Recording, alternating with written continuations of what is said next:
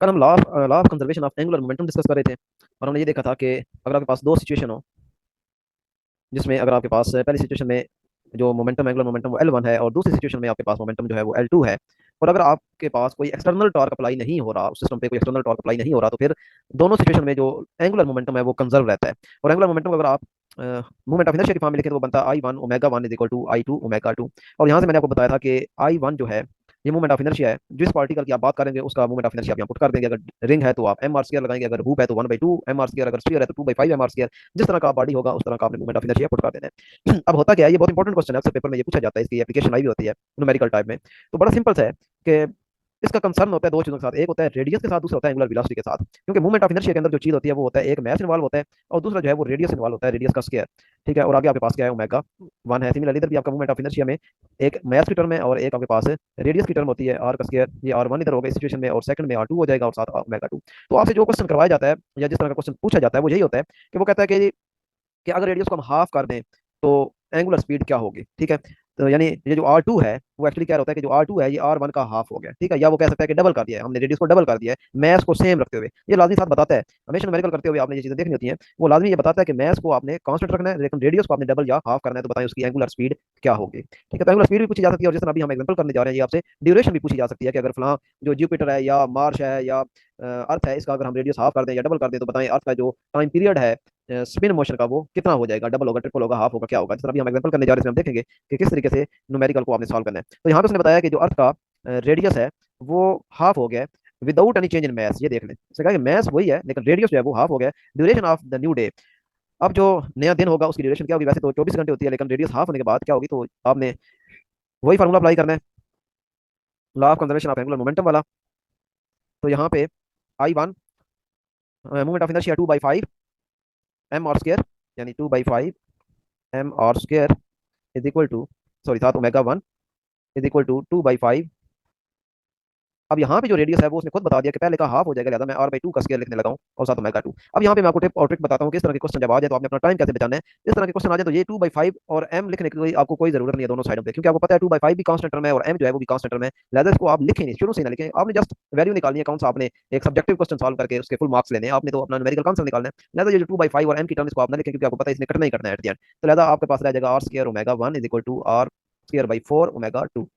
तो यहाँ से आप देख सकते हैं R² भी आपका कट गया है। अब आपका जो टोटल चीज डिपेंड कर रही है वो ω1 इज इक्वल टू ω2/4 आ जाएगा। अब ओमेगा को वो लिख रहा है इन टर्म ऑफ फ्रीक्वेंसी, क्योंकि ओमेगा हमारे पास इक्वल होती है 2πf।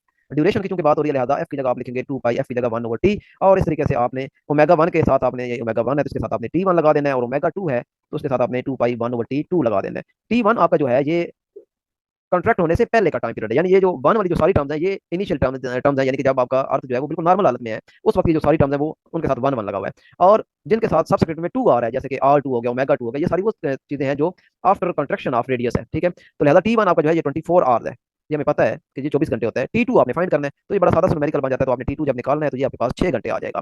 तो इस तरह का जो न्यूमेरिकल है, law of conservation of angular momentum, ये दो चीजों के लिए इस्तेमाल होता है, एक इस तरह ड्यूरेशन फाइंड करने के लिए, और दूसरा एंगुलर स्पीड फाइंड करने के लिए, यानी ओमेगा भी आपसे फाइंड आउट करवा लिया जाता है। वो कह सकता है कि बताएं अगर हम रेडियस को हाफ कर दें या डबल कर दें तो बताएं इस तरह का काम करने के बाद जो एंगुलर स्पीड होगी, ओमेगा होगी, एंगुलर फ्रीक्वेंसी ये कितनी हो जाएगी। तो इसमें फिर आपको ये टी से रिप्लेस करने की जरूरत नहीं पड़ेगी, आप simply I1 ω1 is equal to I2 ω2 लगा के आप वहां से निकाल लेंगे।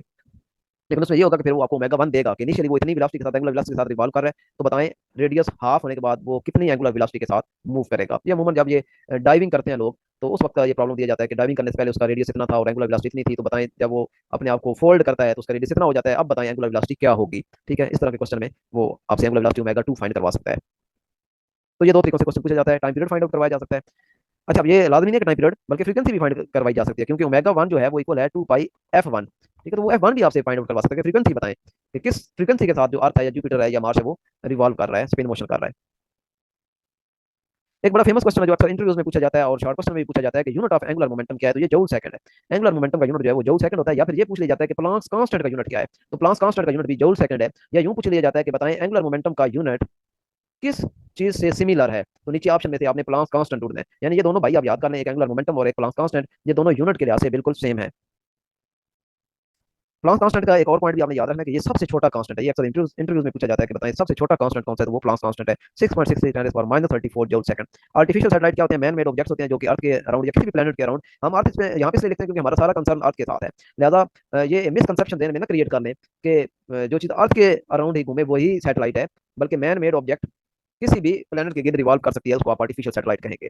कुछ नेचुरल सैटेलाइट है, जिस तरह मून है, मून आपका नेचुरल सैटेलाइट है क्योंकि वो नेचुरली ऑर्गेनाइज है, रिवॉल्व कर रहा है। लेकिन जो आर्टिफिशियल सैटेलाइट है वो इंसान ने खुद बनाया और वो अर्थ के ग्राउंड। इसी तरह ग्रेविटी में भी लोग बड़ी मिसकंसेप्शन का शिकार होते हैं। ग्रेविटी का, क्योंकि हम समझते हैं कि जमीन हर चीज को अपनी तरफ खींचती है, तो हम समझते हैं कि शायद ग्रेविटी का ताल्लुक सिर्फ और सिर्फ जमीन के साथ है, तो ऐसा बिल्कुल नहीं है। ग्रेविटी का ताल्लुक हर मैस रखने वाली चीज के साथ है। हाँ, छोटा मैस होगा तो वो ज़ाहिर है उसकी फोर्स ऑफ ग्रेविटी कम होगी, और ज्यादा मैस होगा तो उसकी फोर्स ऑफ ग्रेविटी ज्यादा होगी। और इसकी रीजन भी ये है कि ज्यादा मैस जो है वो छोटे मैस को आसानी से अपनी तरफ खींच लेते हैं, क्योंकि छोटे मैस का इनर्शिया कम होता है।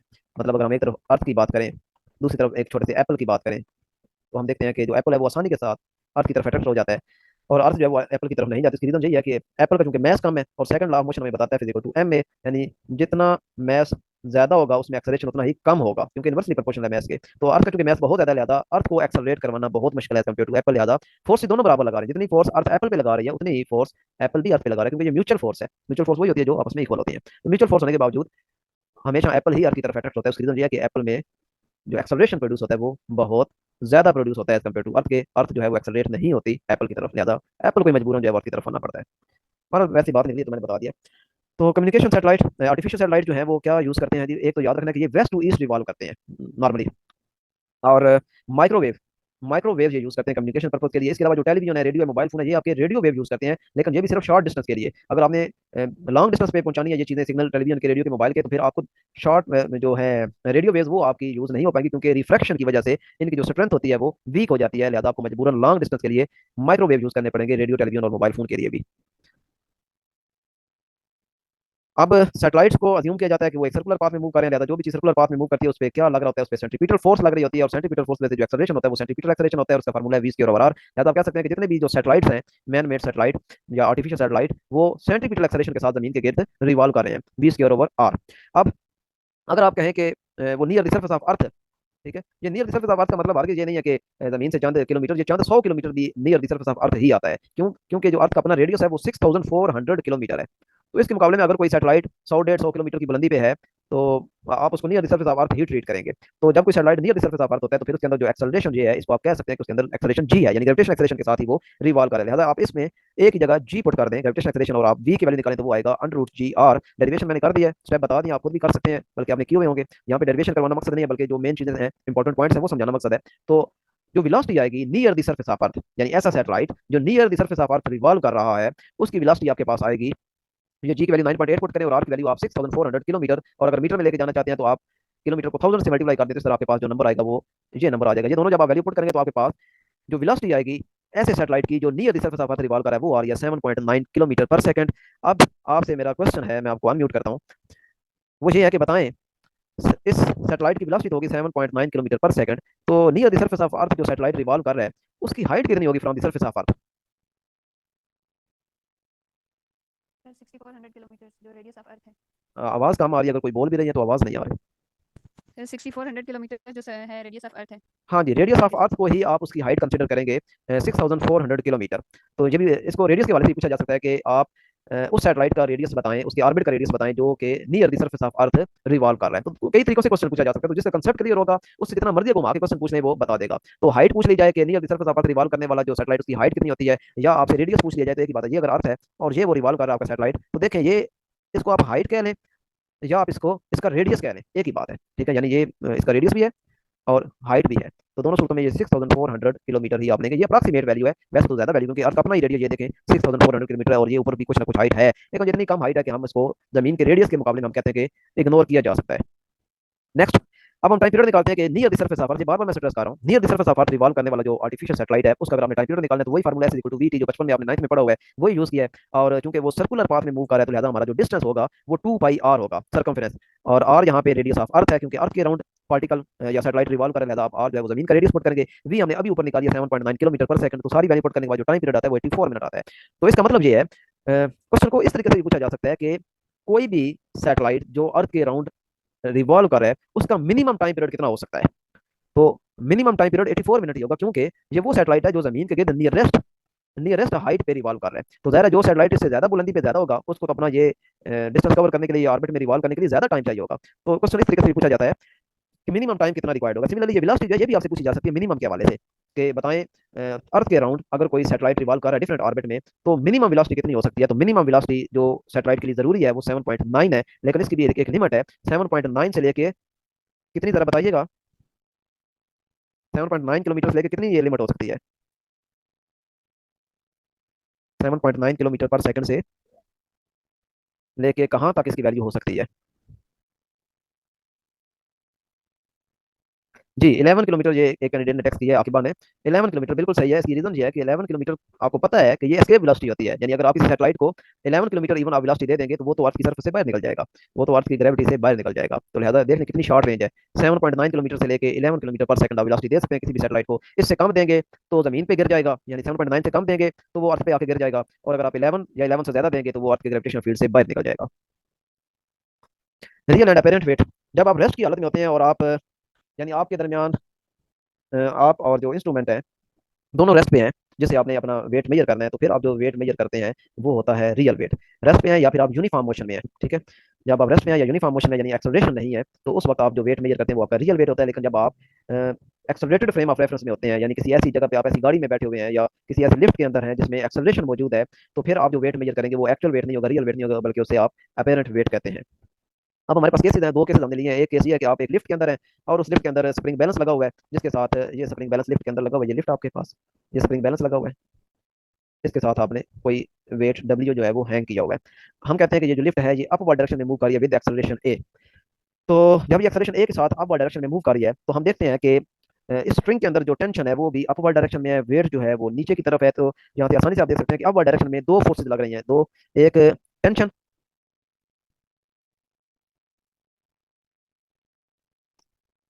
सॉरी, हमारे पास जो फोर्सेज है वो इस वक्त दो फोर्सेज हैं, एक टेंशन है जो अपवर्ड डायरेक्शन में है और दूसरा जो है वो वेट है डाउनवर्ड डायरेक्शन में। हमारे पास न्यूटन का सेकंड लॉ ऑफ मोशन जो है वो एक फार्मूला देता है एक्सेलरेशन के लिए कि एफ नेट, यानी किसी भी बॉडी के ऊपर जो नेट फोर्स लगती है वो इक्वल होती है एम ए के।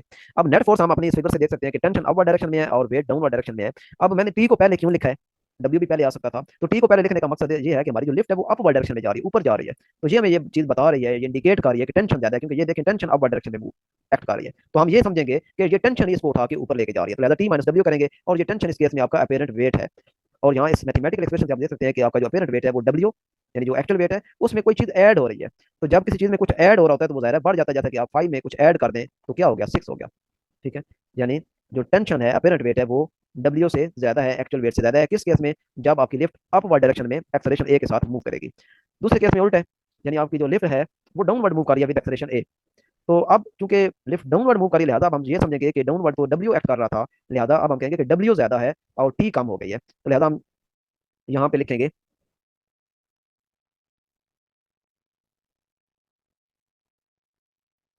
W minus T is equal to M A. यहाँ पे थोड़ी मिस्टेक हुई भी है, वहां पे हमने लिखा था T minus W is equal to M A, क्योंकि बॉडी ऊपर जा रही थी, ऊपर टेंशन एक्ट कर रही थी, लिहाजा हमने टेंशन को समझा कि वो ही उसके ऊपर लेके जा रही है, लिहाजा टेंशन को पहले लिखा। यहाँ पे चूंकि आपकी लिफ्ट नीचे आ रही है और वेट आपका नीचे एक्ट कर रहा है, लिहाजा हम ये समझेंगे कि वेट जो है वो लिफ्ट को नीचे लेके आ रहा है, लिहाजा हम डब्ल्यू का पहले लिखेंगे W minus T is equal to M A, और यहाँ से आप डब्ल्यू माइनस एम ए करेंगे और इज इक्वल टू यहाँ पे टेंशन इस साइड पे प्लस हो जाएगा, और टेंशन आपका अपेरेंट वेट है। तो टेंशन यहाँ से आप देख सकते हैं T is equal to W minus है, यानी एक्चुअल वेट में से कुछ चीज माइनस हो रही है। तो एक्चुअल वेट में से जब कोई चीज माइनस होगी इसका मतलब है वो लेस क्वांटिटी होगी, जैसा कि 5 में से आप कोई चीज माइनस कर देंगे तो आंसर 4 आएगा, यानी ये 5 एक्चुअल है और 4 अपेरेंट है और 4 आपका लेस है। अब इसी से आपने एक कंक्लूजन ड्रॉ करना है। इस चीज को मैं आपको बाद में एडिटिंग करके प्रॉपर कर दूंगा, इसमें थोड़ी मिस्टेक आई है प्लस माइनस की। अब हम यहाँ से एक और कंक्लूजन करेंगे कि अगर जो लिफ्ट है वो एक्सेलरेशन ए की बजाय एक्सेलरेशन जी के साथ नीचे आ रही है तो क्या होगा। तो फार्मूला भी हमने निकाला है डब्ल्यू माइनस एम ए, आपने सिंपली ए की जगह जी रिप्लेस कर देना, तो बनेगा डब्ल्यू माइनस एम जी, और डब्ल्यू आपका क्या होता है, वो भी एम जी होता है, तो M G minus M G zero हो जाएगा। इसका मतलब ये होगा कि अगर कोई लिफ्ट ग्रेविटेशनल एक्सेलरेशन के साथ डाउनवर्ड डायरेक्शन में मूव कर रही होती है तो उसके अंदर अगर आप किसी चीज का वेट मेजर करेंगे तो वो जीरो आएगा, यानी कि वो वेट लेसनेस कंडीशन में होगा।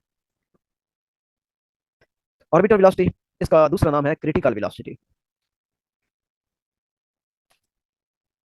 जब भी कोई सैटेलाइट अर्थ के अराउंड रिवॉल्व करता है तो उस पर एक सेंट्रीपिटल फोर्स एक्ट करती है, और वो सेंट्रीपिटल फोर्स कौन प्रोवाइड करता है, ग्रेविटेशनल फोर्स प्रोवाइड करती है। लिहाजा आप सेंट्रीपिटल फोर्स को बैलेंस कर सकते हैं ग्रेविटेशनल फोर्स के साथ, और यहाँ से आप जो ऑर्बिटल वेलोसिटी है उसकी वैल्यू निकाल सकते हैं। वी ऑर्बिटल की वेलोसिटी वैल्यू आएगी under root G M over R, और पीछे अभी हमने पढ़ा था जी इज इक्वल टू होता है G M over R square, तो यहाँ से आप जी एम और आर की वैल्यू निकाल सकते हैं। एक आर आप इधर आर जी जी के साथ मल्टीप्लाई करें और बाकी इस साइड पे आपके पास सिंपल जी रह जाएगा। यानी ये जो स्क्वायर है, ये स्क्वायर मैंने खत्म किया, एक आर मैंने इधर शिफ्ट किया तो जी आर बन गया और जी एम और आर। अब ये जो जी एम और आर इसकी जगह आप रिप्लेस कर सकते हैं जी आर। तो जी की वैल्यू 9.8 और आर की वैल्यू जो है वो 6400 किलोमीटर। तो इस तरीके से जो ऑर्बिटल वेलोसिटी आपकी निकल आएगी वो 7.9 किलोमीटर पर सेकंड, लेकिन ये भी नियर द सर्फेस ऑफ अर्थ है। रिपीट हो गई ये चीज। एस्केप वेलोसिटी पहले ही पता है, वो अंडर टू जी आर होता है, वो 11 किलोमीटर पर सेकंड होता है। और यहाँ से आप रिलेशनशिप एक बना सकते हैं दोनों के दरमियान, एस्केप वेलोसिटी और ऑर्बिटल वेलोसिटी का, कि escape velocity is equal to under root two V orbital. यानी एस्केप वेलोसिटी ज्यादा होती है, कितनी ज्यादा होती है? Under root two. ये फैक्टर है जिससे वो ज्यादा होती है। आर्टिफिशियल ग्रेविटी क्या चीज़ है? जब भी कोई स्पेस क्राफ्ट अर्थ के अराउंड रिवॉल्व कर रहा होता है तो अभी हमने ऊपर देखा था कि उसके अंदर जो एक्सेलरेशन हमने पुट किया था वो हमने ग्रेविटेशनल एक्सेलरेशन पुट किया था। यानी जो भी सैटेलाइट अर्थ के अराउंड रिवॉल्व कर रहा होता है वो ग्रेविटेशनल एक्सेलरेशन के हिसाब से रिवॉल्व कर रहा होता है। और रियल एंड अपेरेंट वेट में हमने जो सेकंड केस था उसमें भी जब एक्सेलरेशन की जगह ग्रेविटेशनल एक्सेलरेशन पुट किया तो हमारे पास जो अपेरेंट वेट आया था वो जीरो आ गया था, यानी कि वेटलेसनेस कंडीशन। तो बिल्कुल उसी चीज़ से आप ये भी इसको आगे कैरी कर सकते हैं कि अगर कोई सैटेलाइट है, कोई स्पेस क्राफ्ट है, वो अर्थ के अराउंड ग्रेविटेशनल एक्सेलरेशन के साथ रिवॉल्व कर रहा है, तो इसका मतलब है कि वो वेटलेसनेस कंडीशन में है और उसके अंदर जितने भी एस्ट्रोनॉट्स हैं, जितना भी उसके अंदर क्रू है, अमला है, वो सारे का सारा वेटलेसनेस कंडीशन में है। यानी कि वहाँ पे ग्रेविटी नहीं है, ग्रेविटी फ्री रीजन है। और आपको पता है, ये 9th क्लास में भी आप पढ़ते हैं कि ग्रेविटी कितनी जरूरी है हमारा प्रॉपर फंक्शन करने के लिए, जमीन पे चलने के लिए, लिखने के लिए, कोई काम करने के लिए भी ग्रेविटी का होना कितना जरूरी है। तो ज़ाहिर वेटलेसनेस की वजह से वो जो एस्ट्रोनॉट्स होते हैं, वहाँ अमला जो है, क्रू जो है स्पेस क्राफ्ट के अंदर, वो प्रॉपर फंक्शनिंग नहीं कर पाते। तो उसका सोल्यूशन फिर ये निकाला जाता है कि स्पेस क्राफ्ट है उसको अपने एक्सेस के गिर्द, यानी एक तो जमीन के गिर्द तो वो घूम ही रहा है, यानी ये अर्थ है और ये स्पेस क्राफ्ट है, जमीन के गिर्द तो वो घूम ही रहा है ग्रेविटेशन एक्सेलरेशन जी के साथ। लेकिन उसके साथ ही उसको स्पिन एक्सेस दी जाती है। ये स्पिन एक्सेस एक्सेस के अराउंड जो स्पिन मोशन दी जाती है, इसकी रीजन सिर्फ और सिर्फ ये होती है ताकि एक सेंट्रीफ्यूगल फोर्स एक्ट करे। वैसे फर्स्ट ईयर की बुक में लिखा हुआ है कि आर्टिफिशियल ग्रेविटी पैदा की जाती है, जो कि गलत है। आर्टिफिशियल ग्रेविटी कभी भी स्पिन मोशन से आप नहीं दे सकते। ये वहाँ पे बहुत ही गलत बात लिखी है कि किसी चीज़ को रोटेट करवाएं तो वहाँ ग्रेविटी आ जाती है। ग्रेविटी नहीं आती, बल्कि वहाँ पे सेंट्रीफ्यूगल फोर्स आती है। और वो सेंट्रीफ्यूगल फोर्स क्या करती है, वो एक ऐसा आपको सिनेरियो प्रोवाइड वहाँ पे कर देती है जिससे आप प्रॉपर वहाँ पे काम कर सकते हैं अंदर, यानी ग्रेविटी वाला माहौल आपको दे जाती है। हालांकि ग्रेविटी खुद जो है वो सिर्फ और सिर्फ अगर डिपेंड करती है तो ग्रेविटी डिपेंड करती है G M over R square, यानी मैस पे डिपेंड कर रही है। बॉडी का मैस जितना ज्यादा होगा उतनी ग्रेविटी ज्यादा होगी, जितना रेडियस रेडियस का ताल्लुक होता है साइज के साथ। ठीक है, यानी रेडियस ज्यादा होगा तो ज्यादा साइज बड़ा हो जाएगा। अब ये देखिए इसका रेडियस इतना है और एक और पार्टिकल लेते हैं इसका रेडियस इतना है, तो ये देख लें साइज बढ़ गया। तो दो चीजों के साथ अलग है, ग्रेविटी का मैस के साथ जितना ज्यादा मैस होगा उतनी ज्यादा ग्रेविटी होगी, जितना ज्यादा रेडियस होगा, जितना ज्यादा साइज होगा उतना ज्यादा ग्रेविटी होगी। इसके अलावा स्पिन मोशन के साथ या रोटेशन के साथ, इन चीजों के साथ ग्रेविटी का ताल्लुक नहीं है। अब आर्टिफिशियल ग्रेविटी प्रोड्यूस करवाने के लिए हमने कहा है कि स्पेस क्राफ्ट को अपने ही एक्सेस के गिर्द स्पिन मोशन दी जाती है, रोटेट करना शुरू कर देता है, स्पिन मोशन स्टार्ट कर देता है। तो हमने ये देखना है कि किस फ्रीक्वेंसी के साथ वो स्पिन मोशन करता है, तब जाके वो एक sufficient gravitation sorry centrifugal force हासिल करने के काबिल होते हैं और जितना भी एस्ट्रोनॉट्स होते हैं वो सारे के सारे प्रॉपर फंक्शन करने के काबिल होते हैं। तो वो हम फ्रीक्वेंसी देखेंगे कि उस सैटेलाइट को किस फ्रीक्वेंसी के साथ आप रोटेट करेंगे तो वो प्रॉपर फंक्शन करेगा। तो मैंने यहाँ पे लिख दिया है basic formula S is equal to V T, और टी जो है यहाँ पे आप दोबारा फिर वो 2 पाई आर लगाएंगे क्योंकि उसने स्पिन मोशन करनी है। और स्पिन मोशन का जो उसका डिस्टेंस बनता है वो 2 पाई आर बनता है। नीचे वी दिया हुआ है वेलोसिटी, और वेलोसिटी ऊपर हम देख चुके हैं कि अंडर रूट जी आर आती है। ये सारी वैल्यू पुट करने के बाद आपके पास जो टाइम पीरियड का फार्मूला बन रहा है वो 2 pi under root R over g बन रहा है। और फ्रीक्वेंसी अगर निकालनी तो हमें पता है कि टाइम पीरियड का उल्ट होता है, लिहाजा इसको उल्ट कर दें तो 1/2 पाई, और ये जी ऊपर चला जाएगा और नीचे आ जाएगा। तो ये स्पेसिफिक केस है जब आप उसको स्पिन मोशन करवाते हैं कितना एक्सेलरेशन रखते हुए, ग्रेविटेशन एक्सेलरेशन रखते हुए। यानी आप जो स्पिन मोशन करवा रहे हैं स्पेस क्राफ्ट को, उसके अंदर कितना एक्सेलरेशन आपने दिया हुआ है, आपने 9.8 दिया हुआ है या जी दिया हुआ है। लेकिन इसको जर्नलाइज आप कर सकते हैं, इस जी को हटा के आप ए पुट कर दें, ये एक्सेलरेशन कोई भी हो सकता है। तो ये इस तरीके से आप फ्रीक्वेंसी निकाल सकते हैं। और यहाँ पे जो आर है, ये जबरदस्त चीज है। आपने देखना है कि हम आर बार बार पढ़ चुके हैं कि radius of earth, radius of earth, लेकिन यहाँ पे रेडियस ऑफ अर्थ नहीं है ये, बल्कि आपके पास है उस स्पेस क्राफ्ट का रेडियस जिसकी आपने स्पिन मोशन दी हुई है। ये चीज समझ नहीं आपने, आप स्पिन मोशन करवा रहे हैं स्पेस क्राफ्ट की। ठीक है, तो ये स्पेस क्राफ्ट का रेडियस होगा यहाँ पे, this is the radius of space craft. ये ना हो कि आप 6400 किलोमीटर लगाते रहे।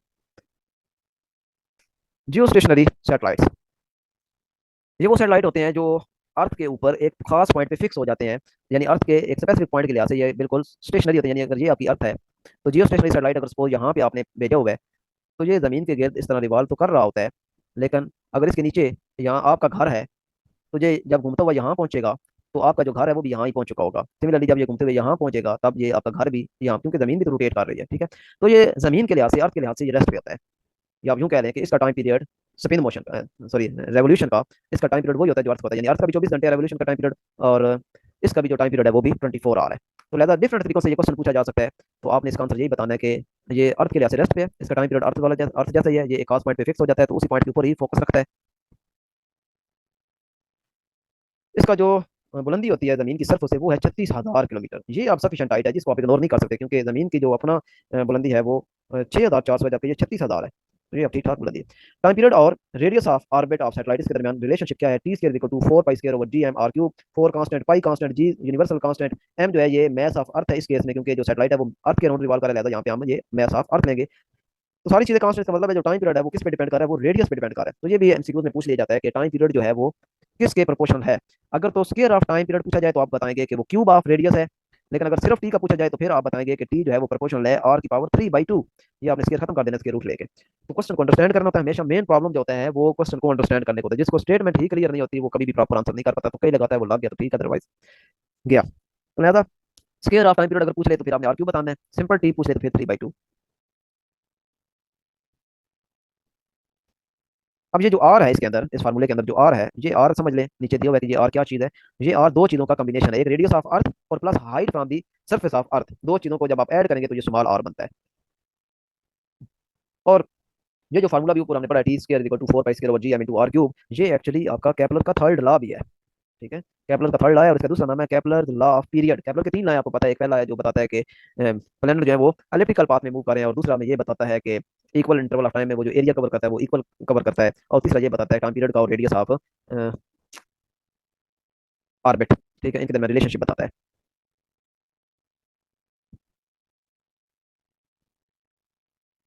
नीचे इसको वही मैथमेटिकल जो चीज़ है उसकी थ्योरी लिख दिया। The square of the time period of revolution of a planet around the sun in an elliptical orbit is directly proportional to cube of its semi major axis. ये जो आर है ये semi major axis है। Semi major axis जो ellipse होती है उसमें आपके पास दो एक्सिस होते हैं, एक ये बड़े वाले से सेमी मेजर एक्सिस कहा जाता है, और एक ये वाला एक्सिस होता है इसको माइनर एक्सिस कहा जाता है। तो सन को कहा जाता है कि वो किसी एक फोकस पे है। ये दो फोसाई होते हैं, एक F1 और दूसरा इधर होता है F2। सन को अज्यूम किया जाता है कि वो किसी एक फोकस पे है, यहाँ पे है, और ये आपका वो प्लेनेट है जो रिवॉल्व कर रहा है। ये आप सपोज कर लें अर्थ है, ये सन है, ये रिवॉल्व कर रहा है।